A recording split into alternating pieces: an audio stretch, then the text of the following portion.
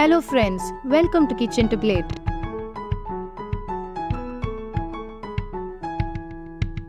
என் pregnant ஃப்ரெண்டை பார்க்க போகிறேன். அதனால் அவளுக்கு ஏதாவது செஞ்சு கொடுக்கணும்னு தோணுச்சு.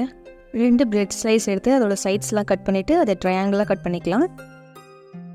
ஒரு பேனில் 1 கிளாஸ் தண்ணி சேர்த்துக்கோங்க. அதே டம்ளர் வச்சு 1/2 கிளாஸ் சர்க்கரை சேர்த்துக்கலாம். சர்க்கரை நல்லா கரையிற வரைக்கும் இதை மிக்ஸ் பண்ணிக்கலாம். ஒரு கொதி வந்த உடனே இதில் ஏலக்காய் சேர்த்துக்கோங்க. ஒரு கடாயில் 1/2 லிட்டர் பால் சேர்த்துக்கோங்க. பால் நல்லா பொங்கி வர வர அதோட ஏடை திரட்டி எடுத்துக்கோங்க.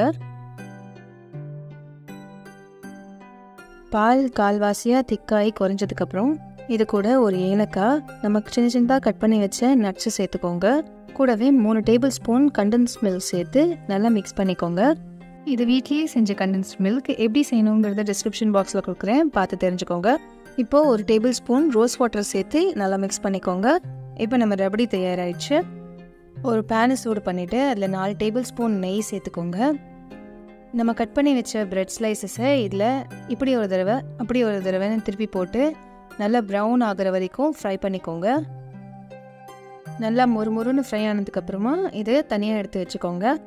நம்ம செஞ்சு வச்ச ரபடியை ஒரு பிளேட்டில் ஸ்ப்ரெட் பண்ணிக்கலாம். ரோஸ்டட் பிரெட்ஸை 1 நிமிஷம் போல் ஜீராவில் டிப் பண்ணிவிட்டு இந்த ரபடி மேலே ஒன்றா வச்சு அரேஞ்ச் பண்ணிடலாம்.